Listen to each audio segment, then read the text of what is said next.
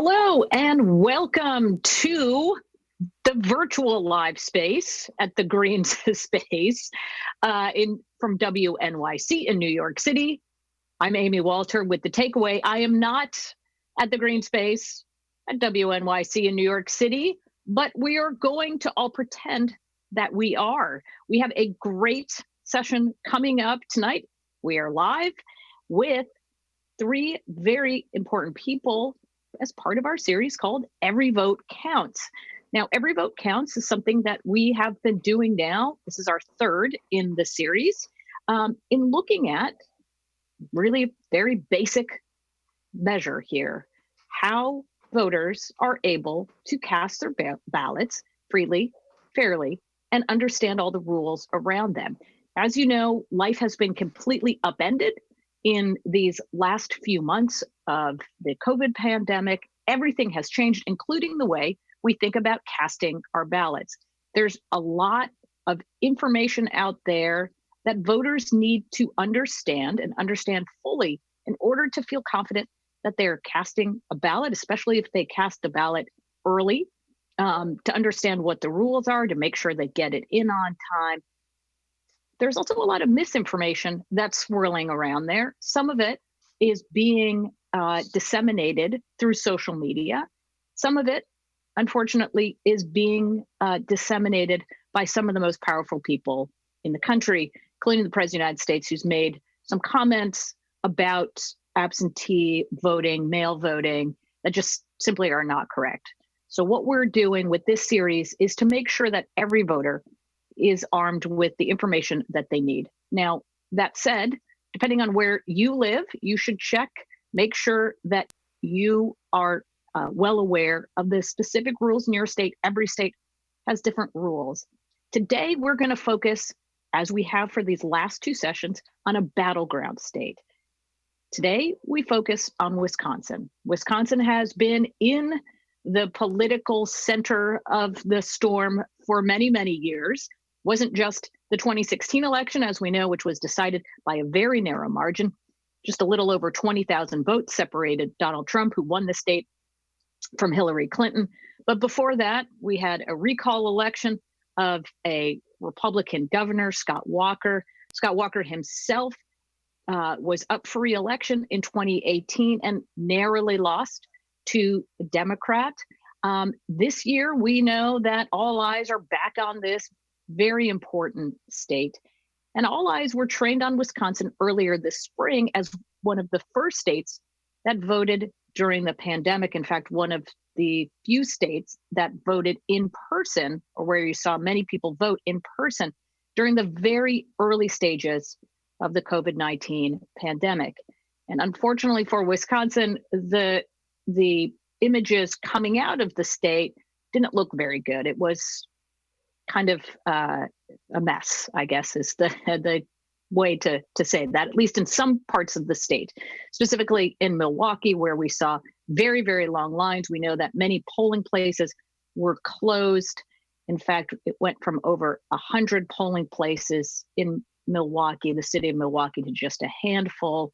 There was a lot of confusion leading up to that election, fighting between the governor, who, as I mentioned, is a Democrat, the legislature, which is held by Republicans, and it led to a lot of confusion going into that primary election. Well, we're now very close to the November election, and it is time to check in with some of the folks who are going to help us understand what voting will look like in Wisconsin. And we're going to start with Meagan Wolfe. She is the administrator for the Wisconsin Election Commission.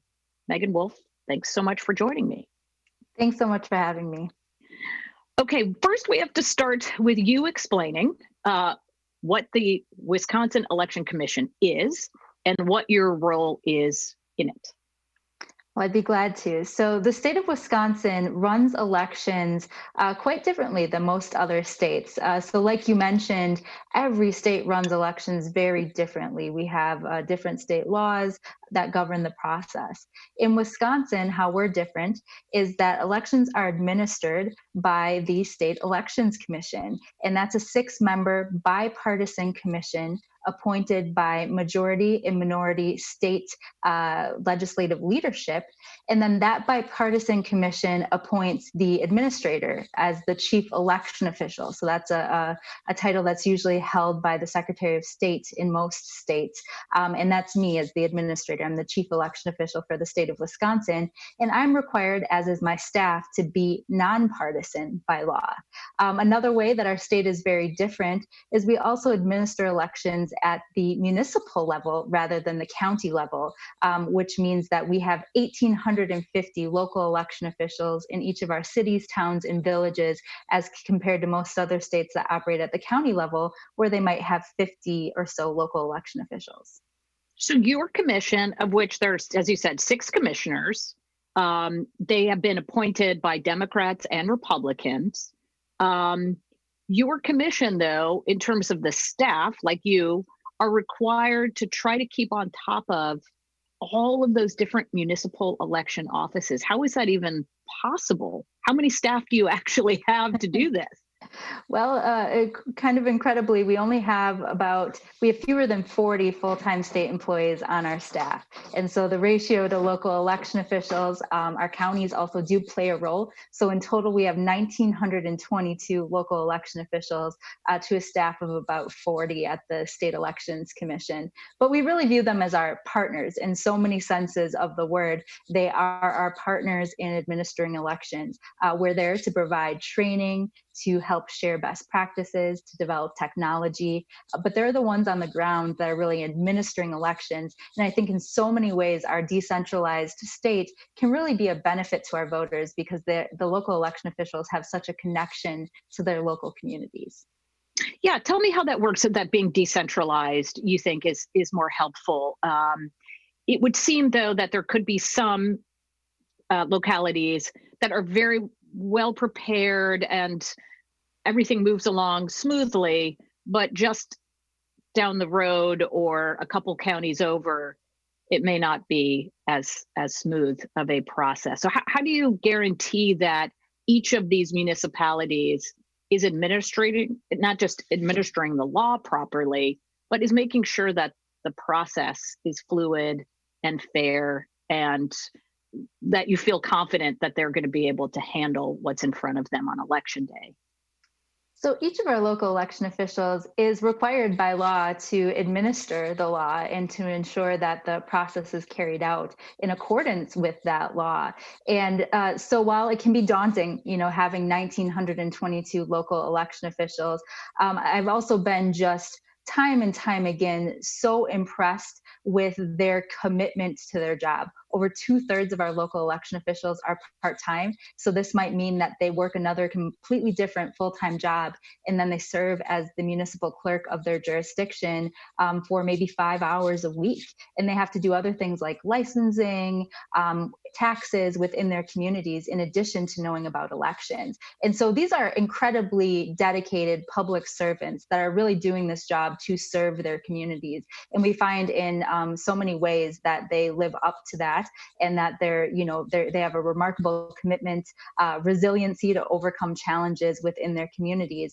But again, I also think the real strength is that it allows us to have that human element on the ground in each of our communities to help voters have that point of contact and someone that they trust administering their elections. These are their neighbors, their friends. And it also is a really nice complement to the technology that we've implemented to also have a really strong human element, again, in each of those 1,850 municipalities.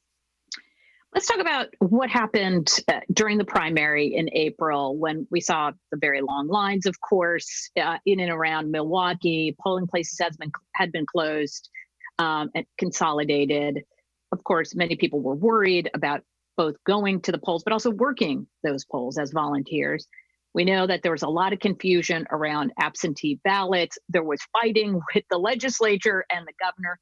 Tell us where things are now, these many months later. What changes were made, and how confident do you feel, should Wisconsin voters feel, that those same problems aren't going to crop up again? So there have been so many changes made since April. As you mentioned on at the onset of this interview, is we were the only state to administer an election in the midst of the pandemic beginning. So our election for the April primary, that election actually began at the end of February. So at the end of February is when ballots were sent out. And our first active stay at home order was not until the middle of March. And so that means we were really literally in the middle of an active election when the pandemic became sort of front and center, and there was that first executive order. And so that being said, in a lot of ways, people were trying to navigate that space just in their daily lives in addition to elections. And so there was a great deal of uncertainty. Since that April election, we've actually had two other significantly large elections in our state. So in May, there was a big congressional district election that spanned over 700 of our municipalities. And then in August was our statewide partisan primary. So we've had two opportunities now to refine our process, to completely reimagine a lot of our processes in light of COVID, in light of public health guidance, in light of the new voter behavior we're seeing in terms of absentee. And we've had actually opportunities to practice that and make sure that we're ready for November.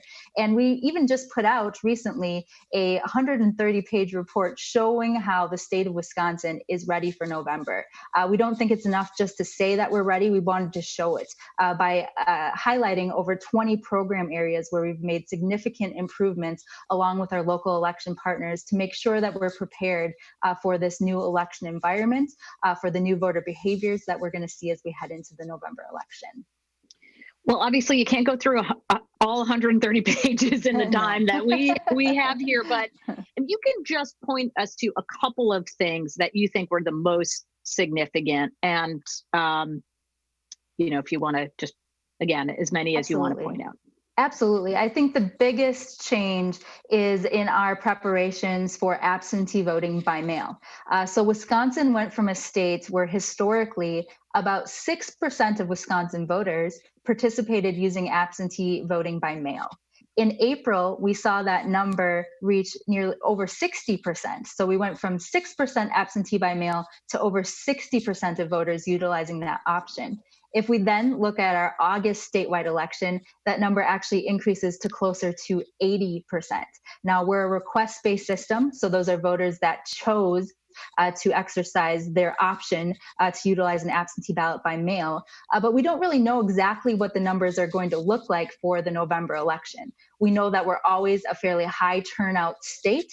We're always in the top 5 in terms of turnout in the country. And we also know that there's about 1.1 million absentee ballots that have already been requested for November. And so we have to plan using some of those guidelines, but history doesn't really help us to understand what that voter behavior is going to look like in November. So we've made a lot of changes to our processes, to our technology, to make sure that all 3 statutorily available options for voters to cast a ballot are ready for the November election. And so most significantly are things like incorporating tracking into our absentee ballots by mail. This allows for additional transparency for the voters to know where their ballot is in the process, and for accountability to make sure that we know if something does go missing or if there is a problem with the ballots being issued, that we're able to remedy that with enough time before the election to catch some of those issues. We've also taken a look at some of our technology to, again, make sure that voters are able to interact with that process as well. So our local election officials use our statewide system, but voters use our My Vote Wisconsin website, and they can go there to track their ballots. We've seen that there have been over 120,000 absentee ballot requests that have come through our website in the last week alone. And so improving or making adjustments to all that technology to make sure that we're ready for the new voter behaviors that we're seeing that we couldn't have really even imagined prior to our April election. And that really did cause us to have to rethink all of our processes and our technology. Yeah. You said, you went from in the 2016 election, something like 6% vote by mail as a total percent of the vote. Then you went up to what, 60% in April, and then 80%. So is your thinking right now, and the thinking of the commission, that it is going to be above 50% in terms of the total vote cast by mail in this election? We don't know for certain, but we certainly have to be prepared for that to be a possibility, that voters may participate at least the rate that we've seen in previous elections this year. But I think we also have to be really prepared for the possibility that voter behavior could shift again without us being able to sort of predict that. And so we have to make all the options ready for the traffic that might come their way. And so, we're also seeing some interesting combinations of voter behavior. For example, people are requesting their absentee ballot be sent to them by mail, but they're choosing to return it in person on election day. And so I think the voter education piece of this is huge as well, so that voters know what their options are, but we can also set ourselves up for success to make sure that the local election officials have the time that they need to be able to process those ballots on both sides. Well, that's exactly where I was going to go, which was my sense, especially now, the difference between where we were in April or May, where we are today, is a lot of voters are talking about concerns, right? Concerns that if they vote by mail, maybe the post office won't get it in time. Maybe it will get lost in the mail. I keep hearing that there were ballots that were thrown out because people didn't properly fill in the form. They didn't have the right signature. And so I wonder, for people who are really do want to vote by mail, do not want to go in person to a polling place, or want to get it to their election office as quickly as possible. What kind of, what can you tell them? Obviously, this is just for Wisconsin. Do not take this for people who are living in other parts of the country as what you should do in your state. But how can you help them do this in a way that it will be counted, and they can feel confident that everything they're doing is set? Yeah, I think that's a great question. And I think that the key really is in voters informing themselves, understanding what their options are, and how to interact with the process in their state. And your local election official or your state election official is the source for that trusted information. There's a lot of misinformation out there, and it could be easy for a voter to become confused. But I think that voters do have a responsibility to seek out the legitimate information from a trusted source and make sure that they're not perpetuating misinformation about the election process. The mechanics of the election are so incredibly important. So in the state of Wisconsin, again, we're a request-based process. So voters that choose to vote absentee by mail need to make a request. They need to put a photo ID on file along with that request.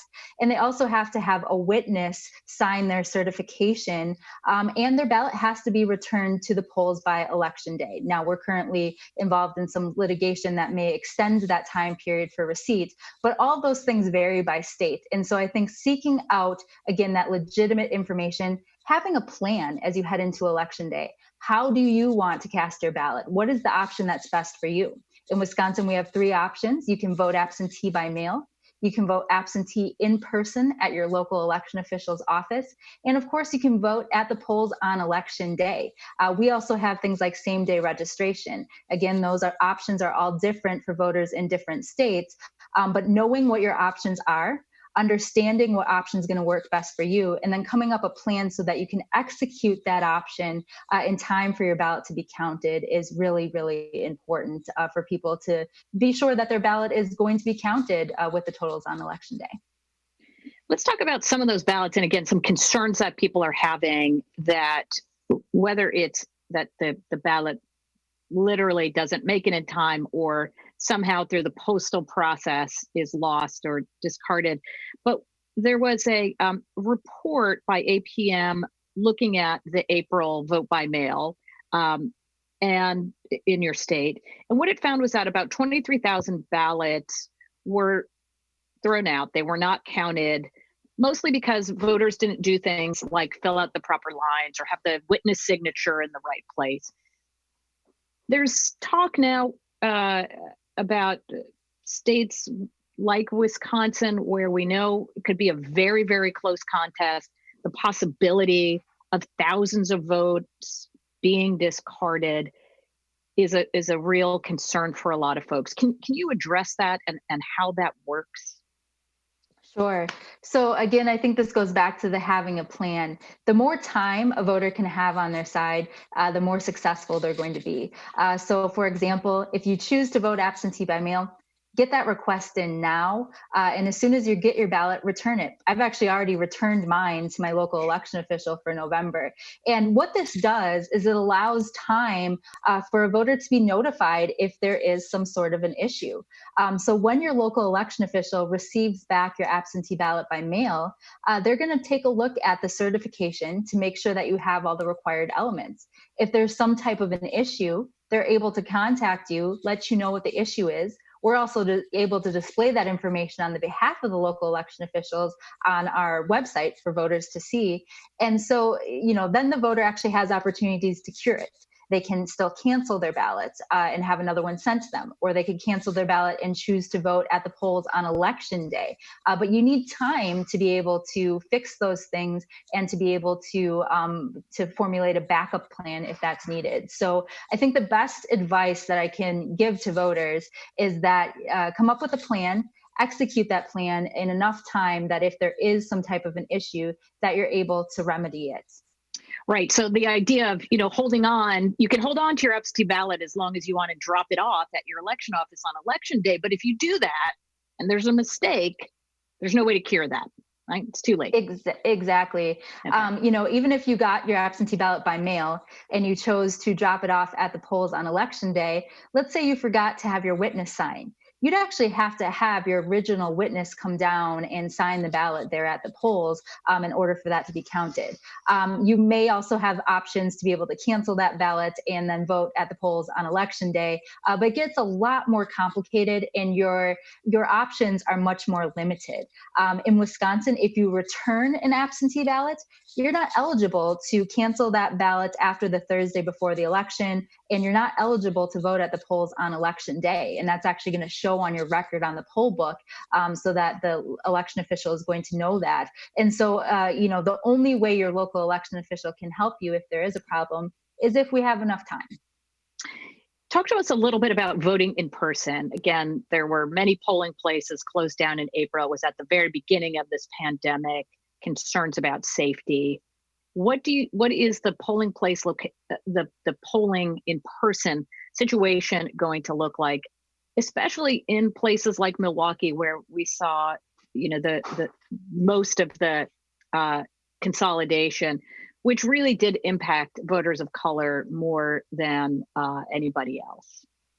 So in those jurisdictions like Milwaukee and Green Bay, they have been able to restore the levels of polling places that they saw prior to April. And so again, I think with some of that uncertainty, some of those jurisdictions needed additional resources to be able to operate at that same level. But those jurisdictions have also submitted plans and conveyed to their voters that they're ready to operate at the levels that they've seen in the past.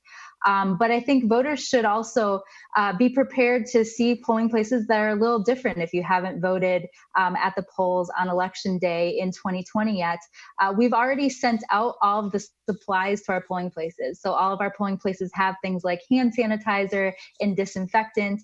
We've sent them all things like blue painter's tape so they can mark 6-foot distances on the floor. They can hang signs about social distancing.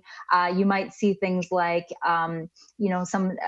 a pen that each voter is given to sign the poll book that you're able to take with you rather than using one that someone else has used. And so we've incorporated a lot of public health practices. We've actually worked with public health officials over the last 4 months to redevelop all of the procedures at the polling place to incorporate social distancing, to incorporate sanitation practices into that process. So for example, when you go to the photo ID table at the poll book, when you show the election inspector your photo ID, you're going to see a new process. It's almost like a dance where the voter steps up and puts down their photo ID. The poll worker then steps up to look at it while the voter steps back.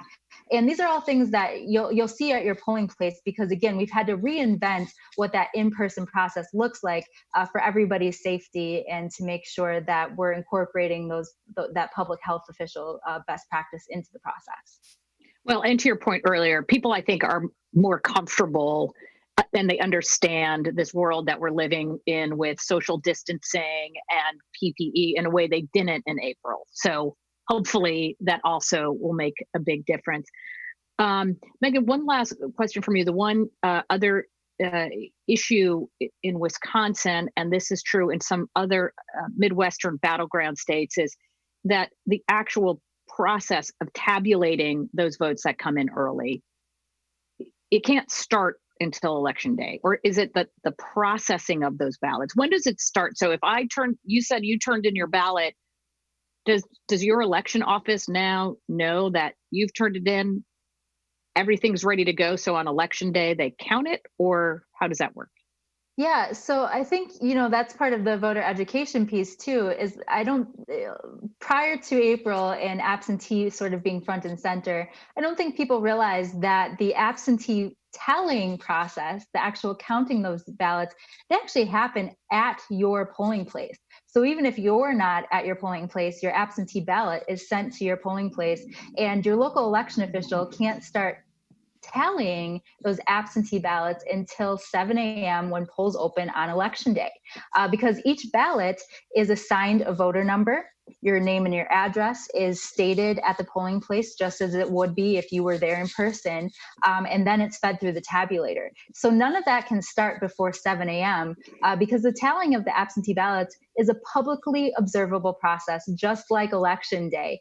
Nothing in elections and the tally is done in the dark or behind closed doors. They're all publicly observable processes, and absentee is no exception. So even though we have a significantly larger number of absentee ballots, the time frame remains the same. But as I say too, our commitment to the same standards to making sure that the tally is accurate also remain the same.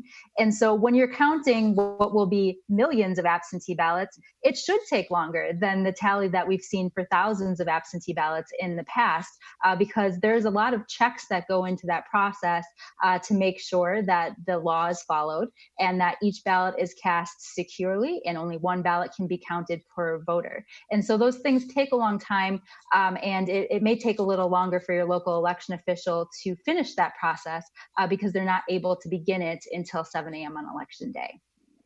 Meagan Wolfe, this has been really helpful. Thank you for taking this time. Good luck in this sprint to election day with all that you have in front of you. Thank you so much for having me. Of course. Well, we're going to move now, sort of expand our discussion about Wisconsin and the politics of Wisconsin and how the candidates for president and are addressing the state and its voters.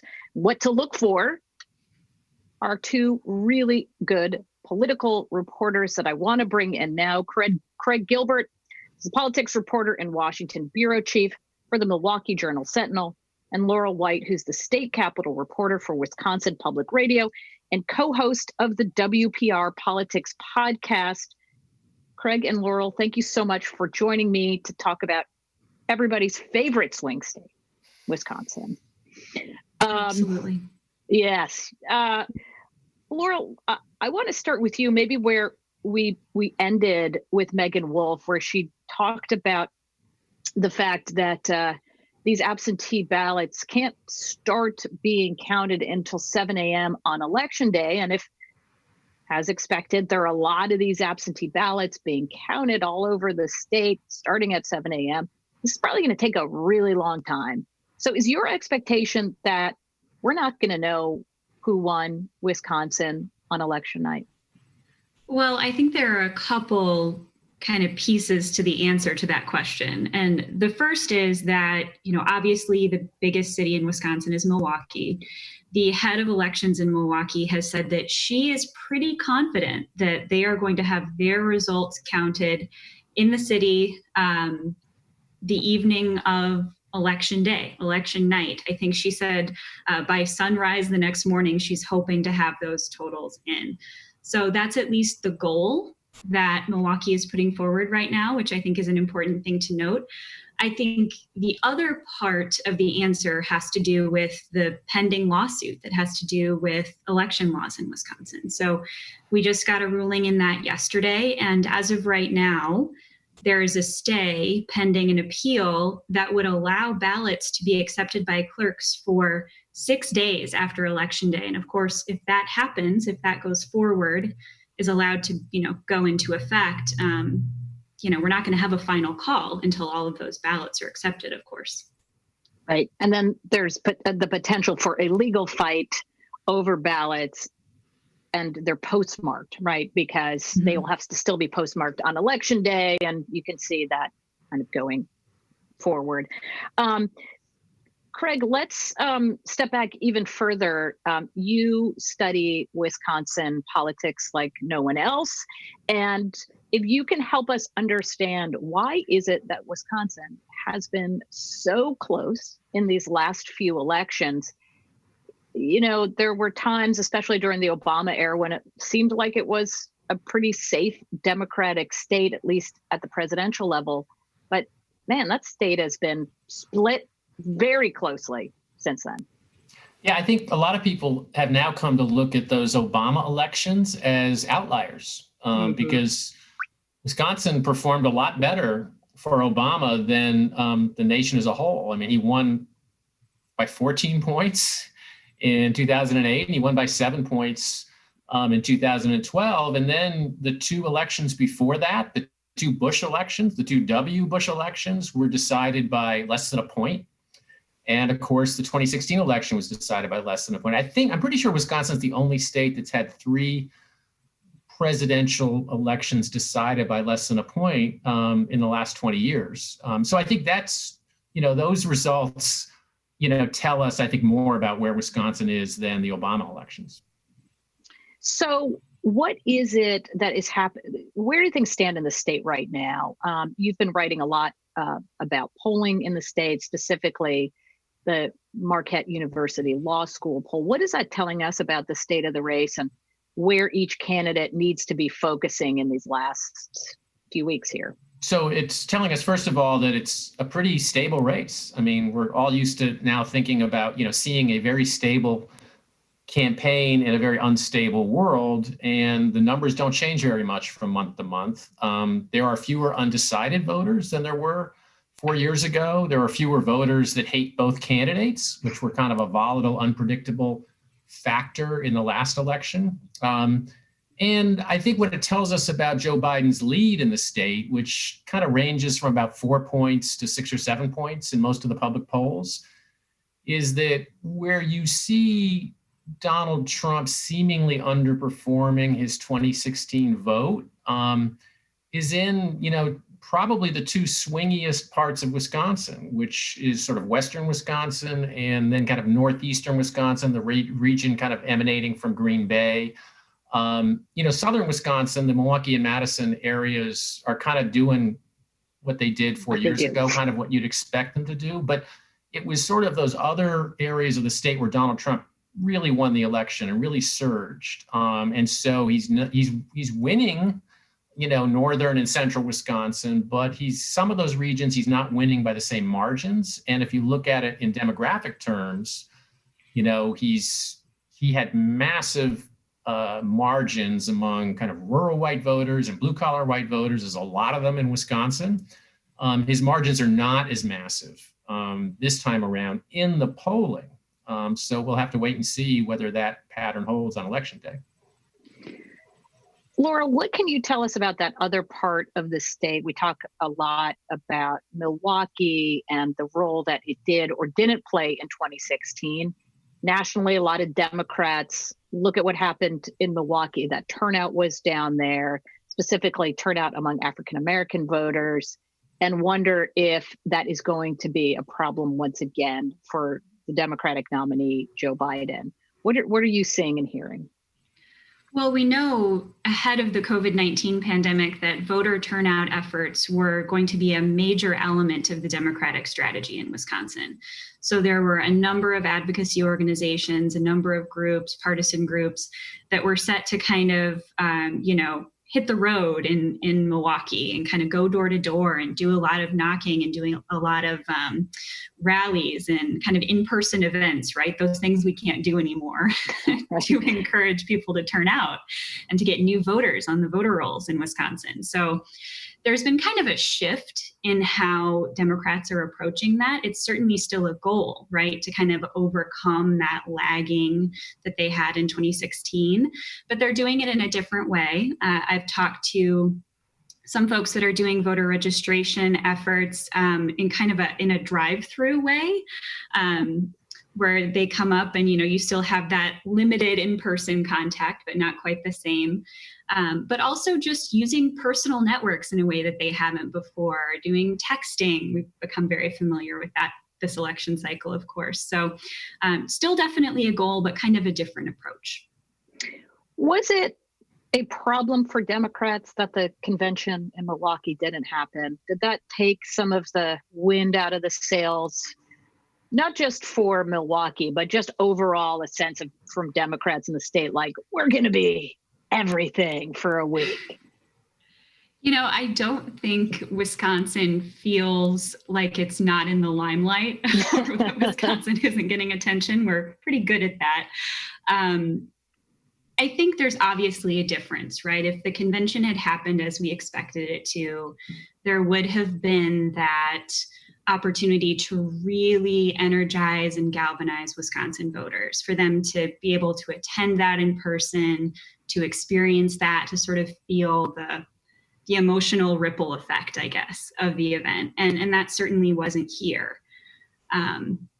But I think both campaigns in their own way are still trying to energize Wisconsin voters. So the Democratic Party, speaking of the Democratic Convention, Joe Biden has been here twice in the past month. His first in-person visits to Wisconsin that we've seen this campaign cycle. So a little bit of a shift there. He's been doing virtual events here for a while. His wife, Jill, has had several actually recently. So it's certainly a different way of energizing Wisconsin voters, but they're working on it. Craig, let's go back to the question I'm sure you get every time you talk about Wisconsin politics, which is, what happened in 2016? The polls said that Hillary was up by this big margin, and then look what happened.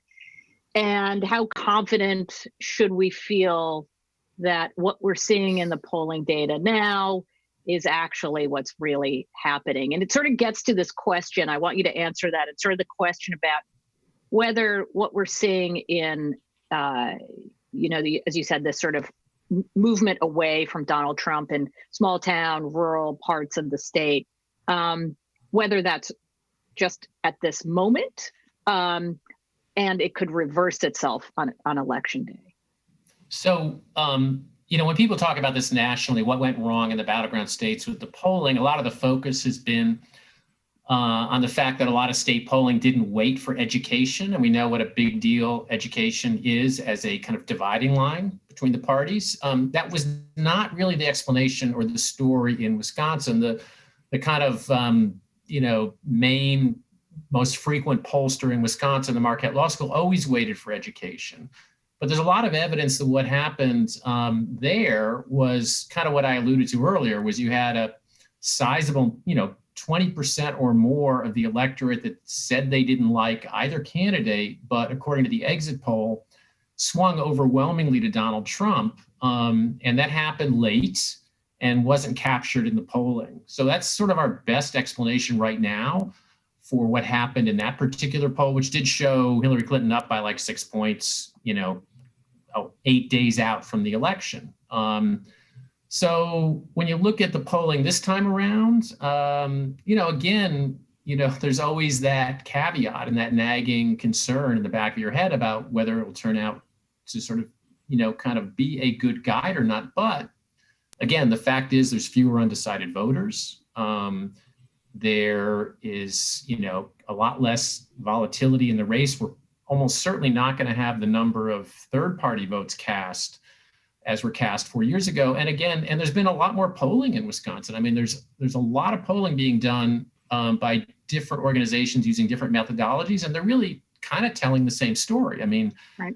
again, a lead by Biden in a range of 4 to 8 points. So you would think all of that would give us a little bit more confidence. But given the history, there's always going to be that sense of uncertainty. And is the uncertainty the same thing as it was last time, Craig, when we're talking about this idea that there are these Trump voters that just don't get picked up in the polls, right? And some people call them shy Trump voters. I don't think that's what it is as much as maybe they just literally are not answering poll questions, that maybe they're not particularly active voters. So they're on the voter rolls, but they haven't voted in some time. And so they're not always, picked up by either reporters or polls as a potential voter. Is there that possibility that they're sitting out there? There's a big enough group of them that all of a sudden on election day, they come and swarm into voting booths. Yeah, I think you can't dismiss it, but when you talk to pollsters, they're looking for that, and they just aren't finding a lot of evidence for that. But that doesn't mean that the Trump campaign can't succeed in turning out, more voters that sat out the 2016 election that are Trump supporters, and that's certainly what they'd like to do. We can't. That's impossible to measure in a lot of ways. But right now, the polling also suggests that, Democrats and Republicans are kind of equally enthused and motivated. Trump voters and Biden voters are kind of equally enthused and motivated. And so, you would think that we're not looking at a significant kind of turnout gap in a way that would produce a kind of late swing in the election. Right. Laurel, I want to go to you and ask you about the happenings in Kenosha and where things are at this moment in time, and how you see that impacting voters in the state, how they're processing through this. Mm-hmm. I think that's a really interesting question, and we got a really helpful insight into that actually when we got the latest Marquette University Law School poll, which was conducted August 30th through September 3rd. So it was after the events in Kenosha, and it was able to gauge how Wisconsin voters feel about a number of kind of issues related to Kenosha as well as candidates. So what we found in the poll was actually that support for police and support for protesters was largely unchanged from a poll that was conducted before the shooting of Jacob Blake in Kenosha. So before and after, about 47% of registered voters in Wisconsin approved of the protests. That was down just 1 point from before the shooting. And the survey found that 73% of those voters support police, and that was a decline of just 3 points. So I think we were kind of, we were eagerly awaiting this poll to see if obviously this very high profile event, this very divisive event, as we were watching it play out, was going to change voter sentiment in Wisconsin. And, at least according to the poll, which of course has limits, we're not really seeing that. Folks had kind of made up their minds about where they stand on these issues prior to seeing it happening in their state, their backyard. I think it's also really important to mention, too, that the general favorability ratings for both Donald Trump and Joe Biden maintained prior to and after the shooting as well. And both of the, the president and the candidate, respectively, were in Kenosha and kind of pitched different messages, had different framing of the incident, had a very different response. And so, those elusive voters in the middle, whoever they may be, or folks that are kind of wavering one way or another, aren't sure how they feel about either individual. Doesn't seem like there was much, or according to the poll, there wasn't much change before and after Kenosha.